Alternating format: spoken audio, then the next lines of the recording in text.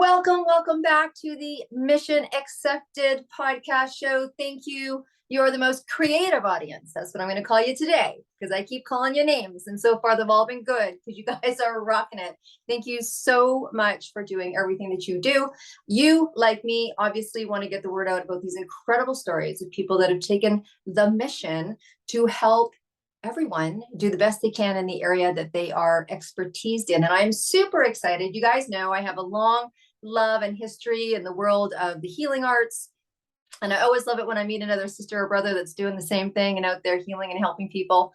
Okay, before Laurin comes on, I just want to say to you guys, get ready. I know if you're driving, don't do this. Don't do this because you're watching us, you're listening to us. But if you're not, grab a pen and paper, because here's the really interesting thing about the healing arts is inevitably you're going to get some kind of drop. Something's going to kind of tingle in your body. You might think of somebody. And I love how this work works because you might be listening for yourself, and I know you're going to get some gems as you always do. But if something pops into your head, a lot of times we hear messages for other people. And I just don't say this often enough that if someone pops in your head, put them together, send them the show, go, hey, I think there's something here from you. Don't know what it is, but I think something here for you, because when you're talking to someone who's as talented as this woman is and has the impact that she does, you know, healing's energy, and it's, you know, I don't know. I was going to say it spreads faster than a untruth in a small town. You know what I mean? It's like, I'm in a jokey mood, you guys. I just came off a 20-day tour and I'm in a sleepless jokey mood. So you're going to get the best of me today. Anyways, I want to bring Laurin into the show because, again, we probably don't hear enough of these incredible stories on how people have decided to go from kind of one world into the world of holistic healing. And there is such a vast world of holistic healing. So let's talk about Laurin, about what she does. Okay, Laurin, welcome to Mission Accepted. Thank you so much for having me. I'm really excited to have this conversation with you. I love jokey and fun too. So well, that's good. Maybe that's why that happens. So yeah, just like, this is great. I love having conversations and having people that, you know, we're just sitting around having a cup of tea or a cup of coffee. Okay, look, you are in a very interesting field that's vast and can mean many different things to many different people. You know, it's for some people, they don't even know what I just said. You know, for some people, they're like, she's in what? Like, what does she do? What? Spreads faster than a lie in a small town. That's kind of cute, but what? So, you know, this is really easy for me to ask you, like, what is it that you did for your vocation and your career prior to getting into the world of serving others in this way? Like, what's your story into taking the mission? Well, I've had a lot of careers actually over my lifetime. But the most recent one before this was I was a novelist. I'm a published novelist. But I kind of fell out of love with that and spent a while looking around for things. But I was also in the midst of a very difficult menopause or perimenopause. And I was really desperate for something other than estrogen pills, which just give me migraines and are, you know, not, you know, don't want to do that. And it led me back to some alternative practices, specifically acupuncture, which I had used for myself and my son when he was 2. And we'd had great results from that. So I kind of went back to looking for things, and I happen to have a wonderful best friend. She's the sister that I never had. And she had tapped in, she's a writer too. She had tapped into a psychic community, a WooWoo community, however you want to call it. And she started meeting people who were doing all kinds of different things. But one of them was a very talented healer. I'm not sure she was part of that group, but she was referred to her from that group. And she had seen her a number of times. And she said to me, Laurin, you know, you're having all this trouble. And at the time, asthma was the thing I was really struggling with. And she said, you know, you've tried everything else. Why don't you just make an appointment with this woman? And I was like, well, she's like 250 miles away and I can't travel. She's like, no. She can talk to you on the phone. I trust my friend implicitly. So I made the appointment, and there was I think the first appointment didn't work for some reason. And I know now, looking back, you know, I wasn't quite ready for it. But when I did get on the phone with her, she works primarily with angels. I didn't know that at the time, but she's very intuitive. And she asked me some questions and she was tapping into my energy and I could feel it in my body. I could really feel it. And I would say, I'm feeling this in this place. And she goes, yeah, well, that's where I'm working right now. I can't see her. We're just talking. And she finally, one of the first things well, no, I guess at that point she was talking to me a lot about, what's going on in your life for one thing. And she finally said, Laurin, you don't have a physical cause of this asthma. You have an emotional cause of this asthma. It's your mother sitting on your chest. And then I went, oh, that makes sense. My mother and I had a very not real easy relationship. She was a narcissist and she was going into dementia. She had been diagnosed with dementia at that point. And that's a real double whammy, let me tell you. And she really was. I was I have a brother, but he's 8 years older. He lives in Arkansas. I'm in Virginia. Mom was here in Virginia. And she was here in Williamsburg, Virginia with me. She has a husband who is primary care, but I was the one she kept calling for rescuing or problems. So I really did feel suffocated by her at that time. Well, once the healer brought that up, we were able to shift it, let it go. I could know that that was going on. So I'm not physically ill with this asthma. It's actually something else. And I have never had any asthma since that day. And it's got to be at least 10 years ago now. Wow. That's an incredible story. I just want us to take a breath there. Yeah. Because there's so much in what you just said. First of all, I want to go back to when you said that you were a novelist and then you fell out of love with that. I love that statement because now, again, I guess depending on your culture and what generation that you're in, now it's more accepted to think and have multiple careers. Mm-hmm. But sorry, you guys, this was some technology. But the thing that I really loved about how you placed that or how you framed that really was that you fell out of love with something, and it's okay.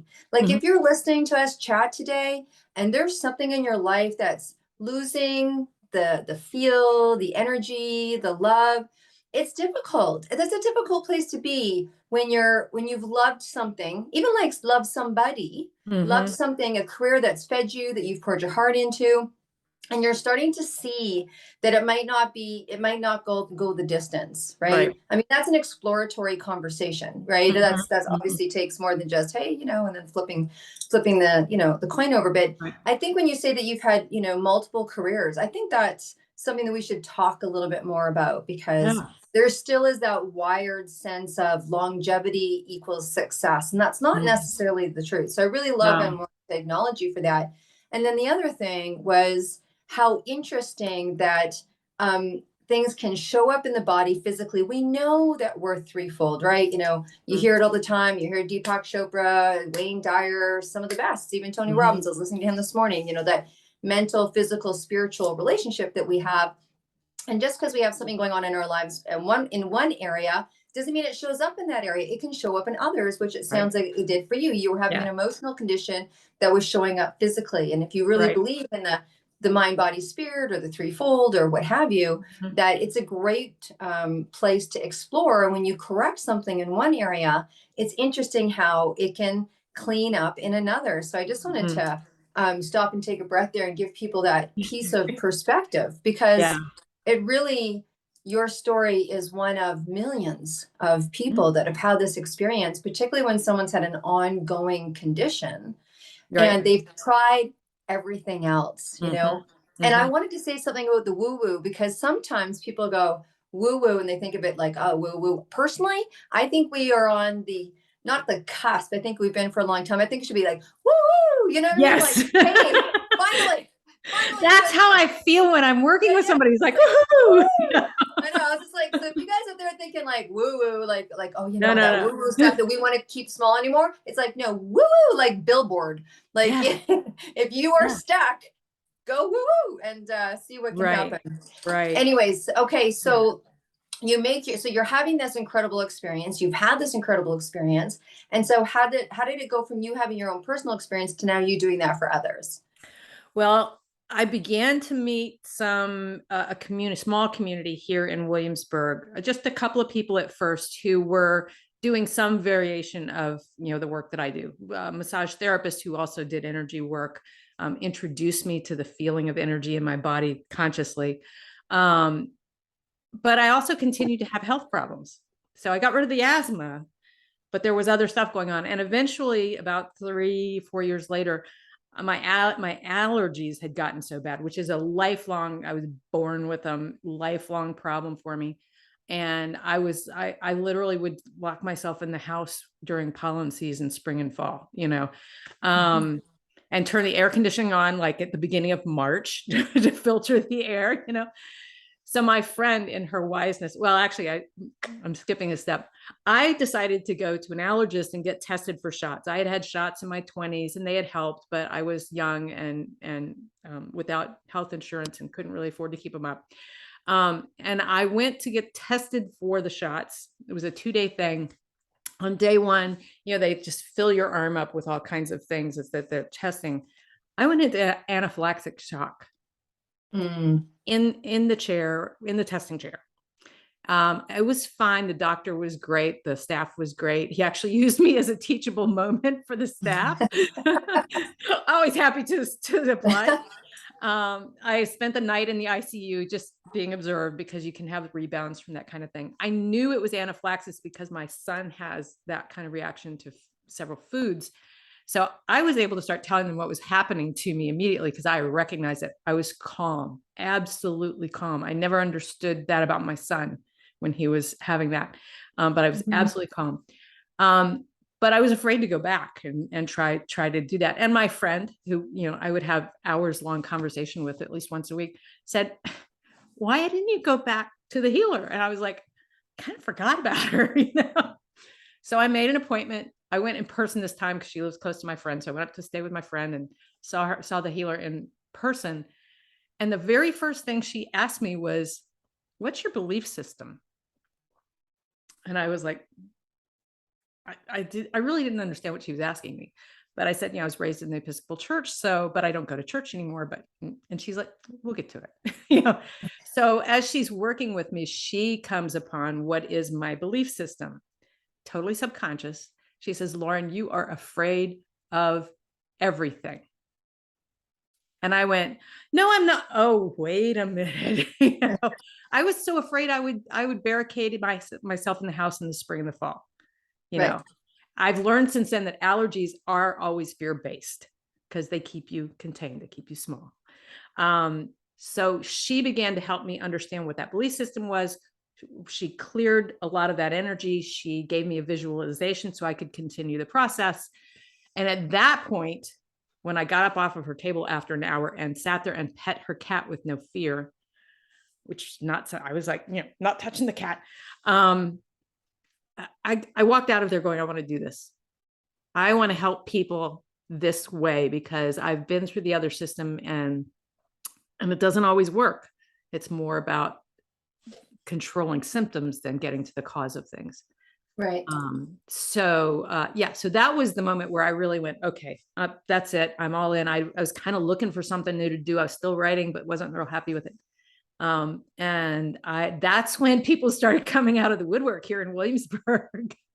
I had a teacher, my very first class. She eventually kicked me out of the nest and told me I had to set up a practice.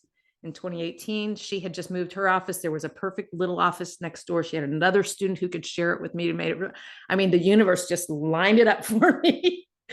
And about 2 weeks after that, I started a Wise Women's Circle because I was looking for that community. And man, then people really came out of the woodwork. We had, I think, 40 or 45 people on the roster for that, just in Williamsburg, which is not a big town. Wow. So that was the beginning of really knowing that there was a community here and there was purpose to this kind of work beyond my individual. I want to help an individual. Right. And what I pull from that is many things, but I like what you just recently said, where you're like, I was looking for that, therefore I created it. Yeah. And that is really the mind of an entrepreneur, someone who's creative. And I really want to, put a light on that look, if you're looking for something and you haven't found it yet, you'll know just like when Laurin walked out of that office, just like the second day I took my massage course, it was like it tingled in my body. I'm like, I'm going to do this for the rest of my life, you know, and you feel it. So trust that feeling, like trust that feeling. And that's weird that, well, I'm not, it's not weird. We're talking, but my teacher did the same thing to me at the end of a 3-day chakra class, which we had to do in silence. That was fun. 3 days of silence. It's like, ooh, let's see how this works, right? She walked up to me and she said, I mean, my God, I was, I don't know, 28, 29 or something. And she's like, you don't know it if you can't teach it. I go, huh? Like, huh? Like, you're like, you know, she's from India. She's got like, you know, and she's got all sorts of recognition. You know, Oprah wanted her to talk about her book on her show. I'm like, what do you mean? She goes, you don't know it if you can't teach it, and you're meant to go teach. I'm like, not so much. She's like, yep, so much. But I think it's great when people push us. Like that's what a good coach should do. That's what a good facilitator, you know, especially when you see something in someone that they don't see in themselves. Right. But my point is, if you don't have it, then keep looking. Right. And if you can't find it, that might be your job to create it. Right. Right. Yeah. And then the doors open. Okay. So that was 5 years ago. Here we are. And fantastic. I'm sure you've had many, many stories, many, many careers. And you know, you've had a life of transformation, really. Yes. Like you've really just had a life of transformation, right? Yep. You've had things that were physical pain and you've been able to, you know, with assistance heal those and have an understanding of those. You know, the traumas, our family dynamics, our, you know, our nuclear stuff, you know, our mom, our dad, our kind of things that can show up in things like partners and bosses and all sorts of places all over the world. So look, how do you serve people now? Like what do, you know, someone's like, wow, I really love that. I love that she's had her own healing. She's done her work, which is important in this field. So how do you assist people? Like, what's your process? What's your platform? Well, I call myself an intuitive healer. Okay. And I've added transformation mentor to that as well.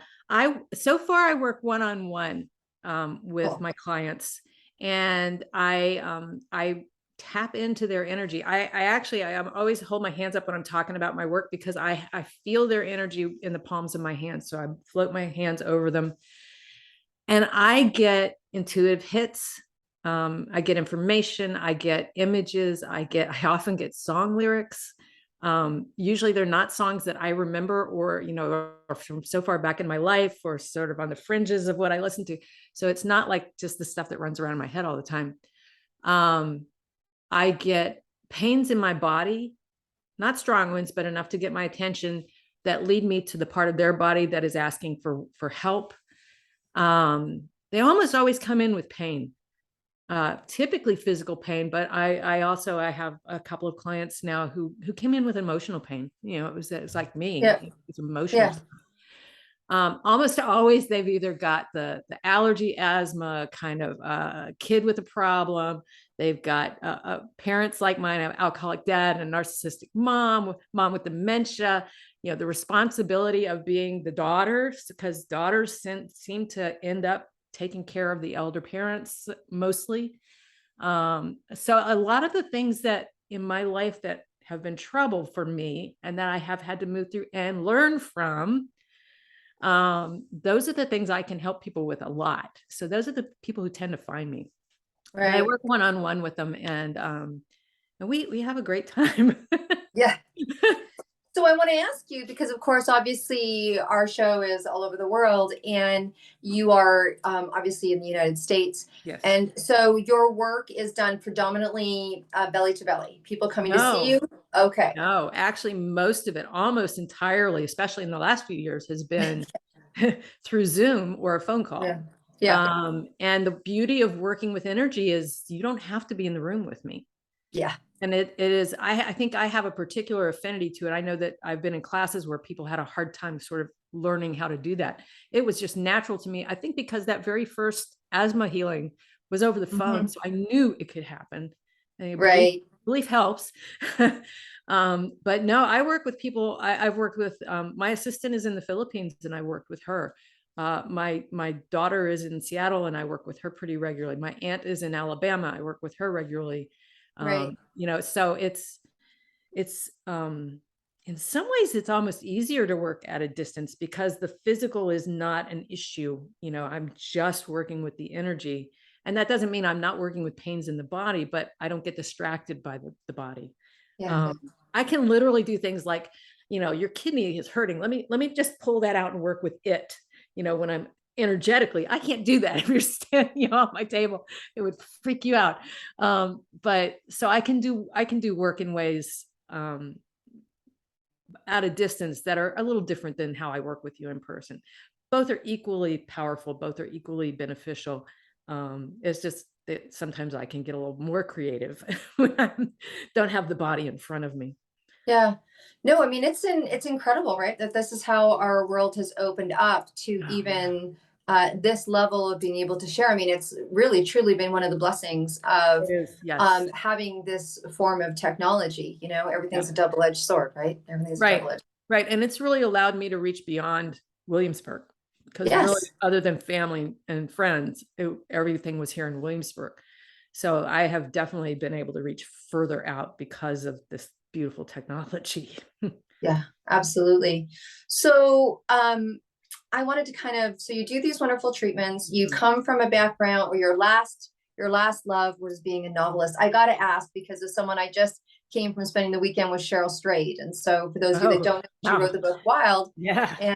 or you might have seen the movie Reese Witherspoon. I didn't read the book, but I went to the Yeah. workshop, Saw the but I movie. did see the movie. And so I just want to pry. Honestly, this is just a personal question, but I'm being prompted to ask you, what was it that you authored? I looked around for a long time for what I wanted to write after I knew I wanted to write, and I landed in historical romance, specifically medieval Oh, Scotland. And it was one of those things, like you said, where it was like, I know I want to do this, but I just can't figure out exactly what. And I found somebody who wrote that, a woman named Arnett Lamb. And I just fell in love with him. I have a Scottish family. My mom's side mm, was there. I was indoctrinated into the American clan, Gregor clan with a C, not a K, I always have to say. When I was 10 with my grandparents, I got to Scotland first time when I was 11. So it was an affinity for me, but the medieval was, I love to read fantasy, Tolkien and that stuff too. mhm. And so the medieval culture in the Highlands kind of has a lot of magic in the culture and a lot of swords, so you got to include all of that in it. And I have an anthropology degree, so I got to use my cultural anthropology chops to kind of figure out what it would have been like, because there wasn't a lot written about it because it was a non-literate culture. So it's all archaeology and stories. So that, Oh my gosh, I have to introduce you to this amazing woman. So I spent, I don't know if you know Kimberly Butler, but I'll introduce you and we have lots to talk about. So I love, like I am beyond in love with that whole era. So I just spent some time with her and she, she's 30, her grandfather's the 32nd king of England, and of course she has all this history, and she delved, and so I delved because my birth last name is Backer, and so we found my crest, and we were doing all sorts of things, and it's so great. I actually did I was married for 17 years, and our engagement party was a medieval hand fasting ceremony where we had everybody dressed. Everybody was dressed. We had the hand fasting ceremony. I walked down the aisle in a red, Bryan Adams, like the whole song from Robin. I've seen Robin Hood probably as much as you have. Oh, Robin Hood is my very favorite story in the world. Oh, I've got the favorite Kevin story. Costner video. I've got the Kevin Costner video. I'm not giving it up. I have a video recorder, and I'm like, it's broken. I'm like, damn, who fixes video recorders? But have you ever seen the BBC series Robin of Sherwood? No. It was called Robin Hood. I think HBO or Showtime brought it out in the 80s. It is fabulous. And it was, I think, 3 seasons. You should look for it. I'm sure you can find it somewhere. Robin of Sherwood is what it was called in England. Oh, so good. We've got lots to talk about. I'll be thinking about that as I'm trekking. So yeah, I know what something was just like, there's no wonder. See you guys, there is a prime example of how me and Laurin we met actually taking a course together online. And she said something that prompted me. I didn't know her, that prompted me to say, hey, I think we should chat. And then we had this chat, and here we are chatting on each other's show. Mhm. And who knew? Because when I was there, I was talking about something completely different, right? Yeah, yeah. I was doing something about we'll just say social media, right? Let's just say that to be politically correct. That's enough. And then we just reached out and look at this is I love this. Yeah. It's kind of like the lineage of why you are attracted to somebody doing what you're Oh doing. yeah, Okay. yeah, yeah. It's never a coincidence when I meet people like you in those kinds of ways. It's just like, Yeah. kismet. Yeah. Okay, so look, we're here to help people, both of us, Mhm. obviously. And I know that you're working with people one on one, but last conversation that we had, I think you're looking at doing something group wise as well for people that love that group feeling, which is such a beautiful feeling. Like, am I Yeah. wrong on that, or have you got something No, I coming up? do. I ran a local, what I called the Wise Women Circle for 2 years, and it was such an amazing community. I can't say that I created it because it was definitely a co-creation, but I like to say I seeded it and I facilitated it because I was the one who, called it to order every week, Yeah. twice a month. But it was this amazing group of women that it's like I said to my teacher that kicked me out of the nest, I said, if you know anybody you think would like to be this, please invite them. And then they invited people and they invited people. So we had about, I think, 40 to 45 people on the roster. About 15 would usually show up. But it was such a meaningful experience for me. It was the last couple of years of my mom's life, and it was just, I was a wreck, Mm-hmm. emotional wreck. I was stressed. I was anxious. There's a whole other layer of crap that was going on there too, as part of that. But what I found is that with that group, I could go in and go, okay, this week we're talking about this topic because this is what I needed to talk about.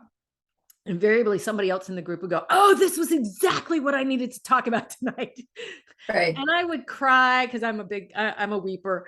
Not as much as I used to be, but I was just, and what I didn't understand was that I was allowing myself, or if I didn't have a lot of choice, to be vulnerable in front of these other women. And it gave them permission Mm, to be vulnerable too.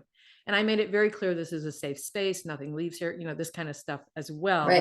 I did have some rules about, we accept everything, everybody, I just,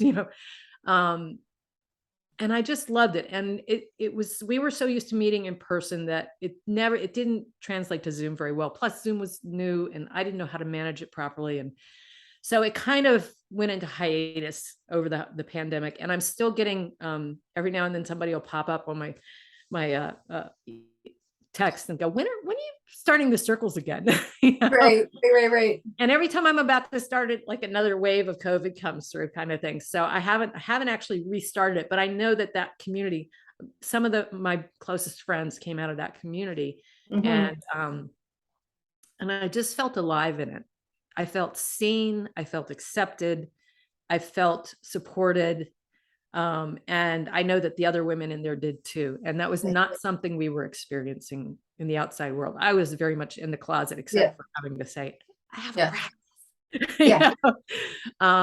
So I'm going to be starting one online as an experiment to see if I have the chops to do it. It'll be a smaller one. I think about 8 people is probably the max I want to do. And I haven't launched those just yet, but by the Yeah. time you see this, it should be up on my website. Probably go look at my website. We'll tell you about that later. And I just love those communities. Now, the other way I'm finding that community now is through this kind of thing, because Yeah.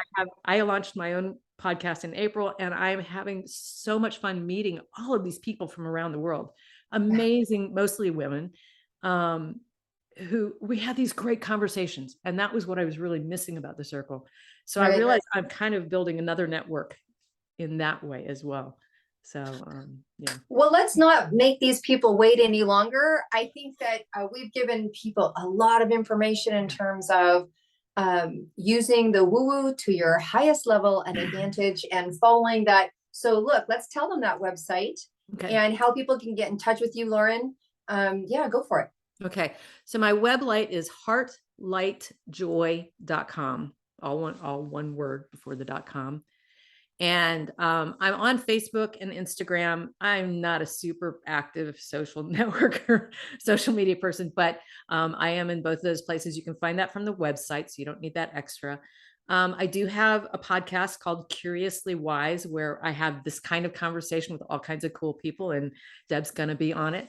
And I do have a freebie.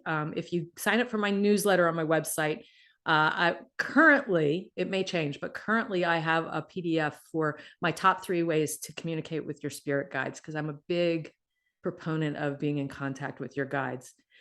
And I also have a free phone call. So if you want to just call me and see, ask me more questions, or see if you'd like to work with me, how that could work.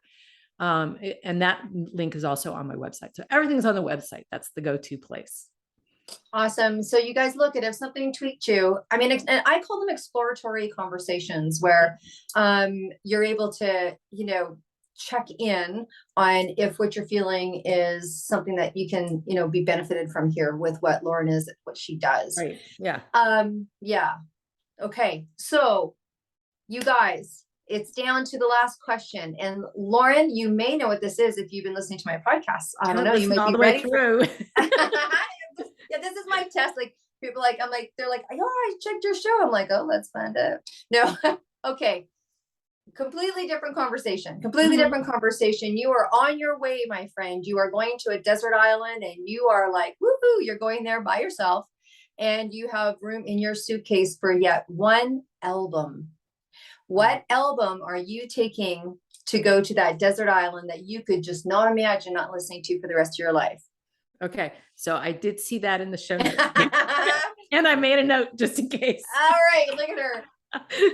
So the album that I'm obsessed with for the last few years is by a woman named Fia. She is from Scandinavia. I can't remember exactly which country. Sings in English, and she's got several things out, but the first one I ever heard was called Waterfall of Wisdom. See, I'm looking at my notes. And she is a spiritual, she is a woo-woo kind of singer. And I love it because I always feel, it's like I get different messages from different songs. I always feel uplifted by it. She's got just this beautiful, pure voice, and most of her music, she's getting a little more produced now, but most of it's just her and her guitar. And it works for me like affirmations, because I'll get little snippets of a song and I'll go, wait, what song was that? Oh, that was the message that answers what I was just thinking, kind of thing. But I have to say, there's one song that's not by her that I'd have to sneak on there with me. And that is I Feel Lucky by Mary Chapin Carpenter. And it is a honky tonk song. Yeah. And I love all of her albums too. But that's sort of my personal anthem. So. Right. Okay. Well, you guys, thank you so much for joining us today. And look, I'm going to ask you to share this, listen to it, please comment, continue to let us know that you're out there. And you guys know why I love music. You know why I love music. I want to let you know that, yes, they did a tour on crowdfunding, has opened up this incredible walk that we're doing. Myself and Corinne, we're walking across Ireland. We're doing 8.5 marathons in 8 days. Don't ask me if I've been training lately, because I'm not gonna tell you the truth. So no, we're going for it. And honestly, if you know anyone that loves music as much as we do, and I just think that music is so freely given, and it's so healing, and it's so important, and it's so powerful, and that it's time to give back. And I call it the happy, happy, joy, joy. Who doesn't want to be part of something? If you want to volunteer, if you want to help us get the word out socially, if you'd like to donate, we obviously need to raise funds for these incredible organizations that are doing great work. So please go to the crowdfunding page. If you can't find it for whatever reason, you know where to find me. I'm pretty simple. It's deb@debdrummond.com. It's not difficult to do that. And I would love to hear from you if you have any suggestions, or if you want to be sitting where Laurin is. If you want to come on to the show, then reach out and we can have that conversation as well. So thank you for being just the best audience ever. Today, I think I said you're creative. Laurin, thank you so much for sharing your story with us. It was super powerful. I wish you great well, and I know that we're going to be seeing each other very, very soon. So thanks, guys. Bye for now. Stay groovy.